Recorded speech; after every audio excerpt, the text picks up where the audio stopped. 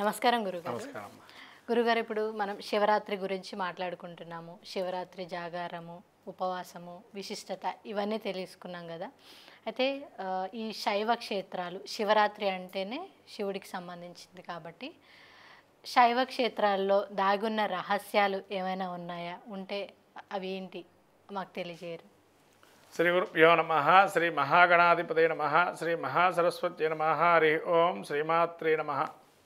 శివాయ గురవే నమ అంటారు. ఈశ్వరుడే అందరికీ పరమ గురువు, వేరే ఎవరు లేరని మన శాస్త్రం, మంత్రశాస్త్రం కూడా చెప్తుంది.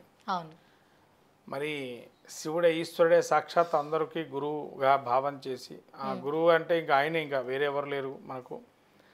కాబట్టి అటువంటి మహాశివుడి యొక్క శివరాత్రి రోజు ప్రముఖ క్షేత్రాలు, అనేక రకాల క్షేత్రాలు ఉన్నాయి మనకి. స్థావరం, జంగమం, జౌరాకాశం అని చెప్తుంటాం. ప్రతి దగ్గర కూడా అంటే ఒక్కొక్క స్థలం అంటూ లేదు, ఒక కొండ అంటూ లేదు, ఒక గుట్ట అంటూ లేదు, నీళ్లు అని కానీ అనేక రకాల అటవీ ప్రాంతం కానీ అనేక రకాలైనటువంటి స్థలాల్లో స్వామివారు స్వయంభూగా వెలిసిన క్షేత్రాలు ఉన్నాయి, కానీ ప్రతిష్ఠితంగా కూడా ఉన్నాయి.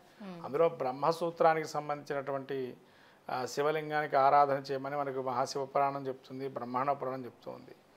మరి ఇటువంటి లింగాలు మనం ఇప్పుడు చూస్తున్నామంటే ఎక్కడో ప్రాచీనంగా స్వయంభూ లింగాలకి కొన్నిటికే ఉన్నాయి.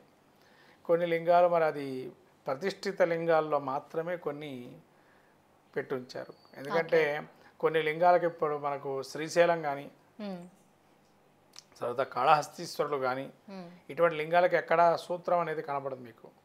మళ్ళీ తమిళనాడు క్షేత్రాల్లో కొన్ని సోమసూత్రం ఉన్న లింగాలు ఉన్నాయి. అదే మనకి ఇక్కడ మాత్రం సోమసూత్రం ఉండే లింగాలు ప్రతిష్ఠిత లింగాల్లో మాత్రమే ఉంటుంది. కారణం ఏంటి అంటే సోమసూత్రం ప్రతిష్ఠిత లింగాలకు ఉండడం వల్ల స్వయంభూ లింగానికి చేసినటువంటి ఫలితం కలుగుతుంది అని చెప్పి ఇక్కడ స్వయంభూ శివలింగానికి మన స్వయంభూ లింగం ఏదైతే ఉన్నాయో, జ్యోతిర్లింగాల స్వయంభూగా వెలిసిన క్షేత్రాలు ఏవైతే ఉన్నాయో ఆ లింగాలకి అభిషేకం చేసిన ఫలితం కలుగుతుంది సోమసూత్రం ఉండేటువంటి లింగానికి అభిషేకం చేస్తే. కాబట్టి ఇక్కడ మనకు శివరాత్రిలో ముఖ్యంగా చెప్పవలసింది మన ఆంధ్రదేశం కావచ్చు, తెలంగాణలో కావచ్చు, ధర్మపురి క్షేత్రంగా వేములవాడ రాజన్న అని చెప్పి చెప్తుంటాం. స్వామి స్వయంగా ప్రకటితంగా రాజరాజేశ్వరుడుగా మనం ఆరాధన చేస్తూ అభిషేకం చేసుకుంటాం. ఇక్కడ కూడా రాజన్నగా పేరు పెట్టి ఇక్కడ మహాలి శివలింగ అర్చనలు నిత్యం జరుగుతున్న ప్రాంతంగా చెప్పబడింది. తర్వాత మనకు శైవ క్షేత్రాల కీసరగుట్ట దగ్గరలో ఉండే మనకు హైదరాబాద్లో ఇది కూడా ప్రత్యేకంగా హనుమత్ ప్రతిష్ట, సీతారామ ప్రతిష్ఠితంగా జరిగిన రామలింగేశ్వరుడుగా చెప్పబడింది. ఈ యొక్క కీసరగుట్టలో కూడా ప్రతి లింగాన్ని, ప్రతి కొండను ఎవరైతే ఆ లోపలికి వెళ్ళి అభిషేకం చేయలేకపోతారో ఆ కొండ మీద ఉన్నటువంటి లింగాలన్నీ కూడా ఆంజనేయ స్వామి ఎప్పుడైతే శివలింగం ప్రతిష్ఠితం చేస్తారో సమయం ఆలస్యం అవుతుందని రాముల వారి ప్రతిష్ఠ జరుగుతుంది. ఎప్పుడైతే రావణ బ్రహ్మను చంపారో ఆ కోటిలింగ ప్రతిష్ఠ చేయడానికి రాముల వారు పూనుకున్నారు భారతదేశంలో. అలా కోటిలింగ ప్రతిష్టాపనలో ఒకటి కీసరగుట్ట కూడా. కాబట్టి ఈ కీసరగుట్టలో కూడా మనకు శివలింగ ప్రతిష్టాపన జరుగుతున్న సమయం ఆంజనేయ స్వామి అనేక లింగాలు కాశీ నుంచి తీసుకొని రావటం, ఆ లింగ ప్రతిష్టాపన చేద్దామని లోపల సమయం అయిపోతుందని అక్కడ లింగాన్ని ప్రతిష్ఠ చేయటం, అక్కడ ఉన్నటువంటి రాయితోని ఆ లింగభావం చేసుకొని శ్రీరాముల వారు అలా చివరికి హనుమంతుడి కోపం రావి తన యొక్క లింగాలని పారేయటం, అదంతా చుట్టూతా ఆ కొండంతా లింగాలుగా మారటం, అలా మనకు ఆ లింగాలని కనబడుతుంటాయి కీసరగుట్టలో. కాబట్టి ఆ లింగానికి ఏ లింగానికి ఆరాధన చేసినా శివరాత్రి రోజు ఈశ్వరుడు అనుగ్రహం కలుగుతుంది కీసరగుట్టలో. మళ్ళీ మనకి కాశీ బుగ్గ రామేశ్వర ఆలయం అని ఇక్కడ మనకు హైదరాబాద్లో నడిబొడ్డు ఉన్నటువంటి పట్టణం. నిత్యము కూడా నీళ్ళు ఎక్కడి నుంచి వస్తాయో తెలియదు కానీ నీళ్లు ప్రవాహం ఉంటుంది శివలింగానికి. ఇటువంటి మహాక్షేత్రం ఉంది ఈ మనకు హైదరాబాద్ నగరంలోనే కాశీబుగ్గ రామేశ్వర ఆలయం అని. అట్లానే మనకు ఇంకా అతి దగ్గరలో ఉన్నది ఇంకోటి మనకు ఉత్తర రామేశ్వర ఆలయం అని మాణిక్ ప్రభు సంస్థానం వాళ్ళు ఆ గురువు గారు ఎవరైతే మనకు 4 గురువులు ఉంటారు కదా, దత్తాత్రేయ స్వామి యొక్క అనుగ్రహంతో అక్కలకోట మహా సమర్థ అని మాణిక్ ప్రభు ప్రతిష్ఠితంగా మనకు రామేశ్వరాలయం ఉంది షాద్నగర్లో. అది కూడా చాలా ప్రసిద్ధ క్షేత్రం, సోమసూత్రంతో ఉన్న లింగం. అక్కడ కూడా మండపంలాగా మనకు శ్రీశైల క్షేత్రం ఎలా ఉంటుందో అలానే లింగం పెద్దగా ఉన్నా కూడా మనకు జ్యోతిర్లింగ దర్శనం లాగా ఉంటుంది ఆ లింగం కూడా అక్కడ. ఇటువంటి మహత్తరమైనటువంటి లింగం ఉత్తర రామేశ్వర లింగం షాద్నగర్లో ఉంది. తర్వాత అతి ప్రాముఖ్యంగా ఇంకా చెప్పుకోవాల్సింది మనము ఇక ఆంధ్రదేశానికి వస్తే కనుక అనేక లింగాలు ఉన్నాయి. గోదావరి ఉభయ గోదావరిలో కావచ్చు. జ్యోతిర్లింగంగా అయితే శ్రీశైలం చెప్తాము. పంచభూతాత్మ లింగాల్లో శ్రీకాళహస్తీశ్వరుడు.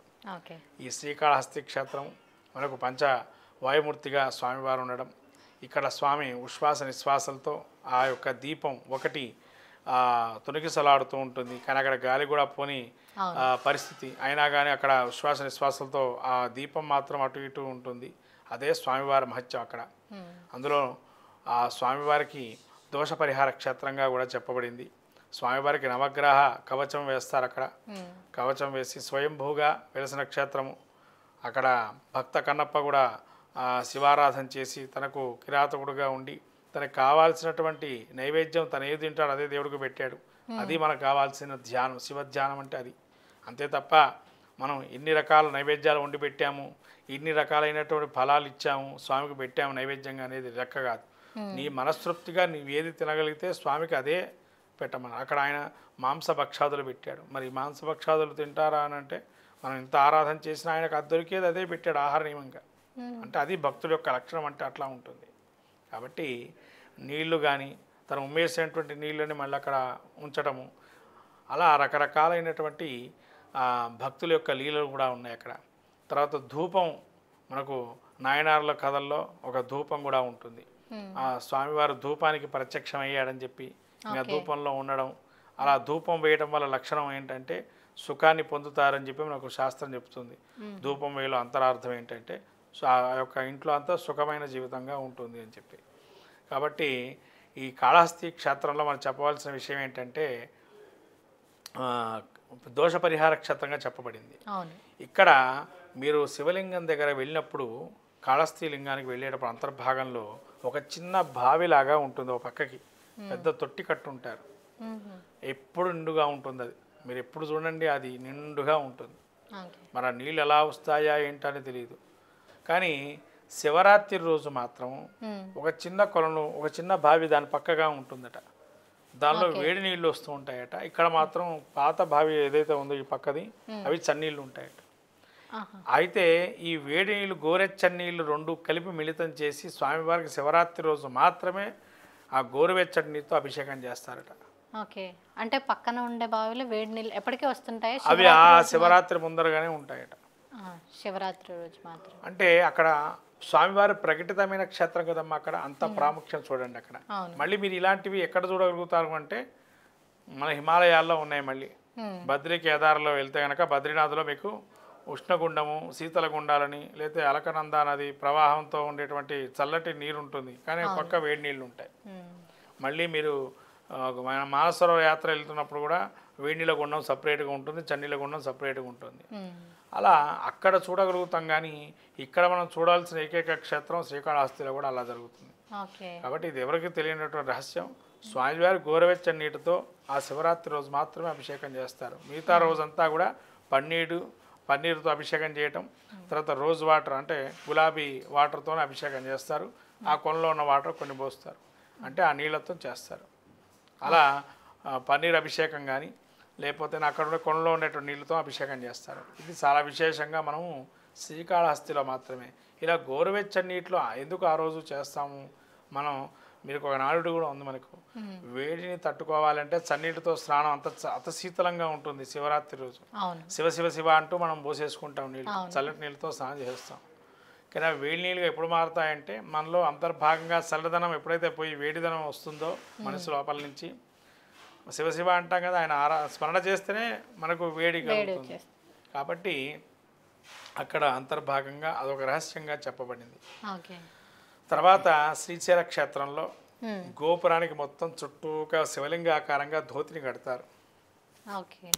ధవళంగా స్వామివారికి మొత్తం ఇక లింగాకారంగా చేస్తారు ఆ యొక్క గోపురాన్ని అంతా. అందుకని శ్రీశైల శిఖరం దృష్ట్యా పునర్జన్మ నవిద్యతి అంటారు. శ్రీశైల శిఖరాన్ని ఎవరైతే చూస్తారో వాళ్ళకు పునర్జన్మ అనేది ఉండదు అని. అది నందీశ్వరుడు యొక్క బృంగం నుంచి అక్కడ శ్రీశైల శిఖరాన్ని చూస్తుంటారు. శ్రీశైల శిఖరం అదేదిగో శ్రీశైలం అని అంటూ ఉంటాం కదా. శిఖరం నుంచి చూస్తే కనుక ఆ పైన ఉన్న త్రిశూలం కనబడుతుంది. స్వామివారి త్రిశూలం ఉంటుంది పైన, గోపురం పైన. ఆ త్రిశూలం ఎవరైతే దర్శిస్తారో ఆ త్రిశూల దర్శనం కాగానే పునర్జన్మ రాహిత్యం అనేది ఉంటుంది అని చెప్పి మనకు క్షేత్ర మహత్యంలో తెలపడం శ్రీశైలంలో.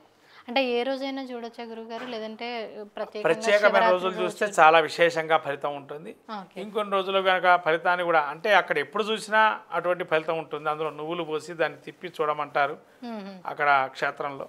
ఆ నువ్వులు ఏంటంటే కర్మకారకత్వాన్ని తీసేస్తాయి. కర్మకారకుడు శని కాబట్టి ఆ నువ్వుల యొక్క నూనె ద్వారా మనం ఎంతైతే మనం కర్మ చేస్తామో నశించిపోయి మనకు ఆ తిరిగి నంది అలా నంది ఒక పక్కగా ఉంటుంది. దాన్ని తిప్పగా వస్తే ఆ యొక్క మనకు గోపురం కనబడుతుందని అంటారు. అది శ్రీశైల సుఖదృష్టం అనేది. ఓకే. నందీశ్వరుడు మాత్రం తూర్పు ప్రాంతంలో ఉండేటువంటి చూస్తుంటాడు. ఇక్కడ మాత్రం స్వామివారు పశ్చిమానికి ఉంటారు. కాబట్టి ఆ నందిని తిప్పినప్పుడు మనకు ఆ శృంగం పైన కనబడుతుంది త్రిశూలం. అది శ్రీశైల కథ. ఇటువంటి మహాక్షేత్రాలు దర్శనం చేసుకోవటం. గోకర్ణ మహాక్షేత్రం కూడా ఉంది. గోకర్ణ మహాక్షేత్రం ఆత్మలింగం స్వయంభూ స్వామివారి ఆత్మలింగం ఉన్నటువంటి క్షేత్రం. అక్కడ దత్తాత్రేయుల వారు అంతర్ధానమైన ఏకైక క్షేత్రం కూడా అదే. పూర్తిగా తన అంతా కూడా తన అవతారాన్ని పూర్తి చేసిన పరిసమాప్తి సంపూర్ణం చేసింది కూడా గోకర్ణ మహాక్షేత్రమే. గోకర్ణలో అంటే లింగం ఏమీ ఉండదు కదా, ఆత్మలింగం అంటే? ఆత్మలింగం అంటే అమ్మ అక్కడ పానువట్టం ఏదైతే దాని పైన ఉందో ఆ పానువట్టమే విష్ణుమూర్తి. దానిలో చేయి పెట్టి ఆ లింగాకారం లోపల చేయి పెడితే గోకర్ణాకృతి. గోవు అది ఏమైందంటే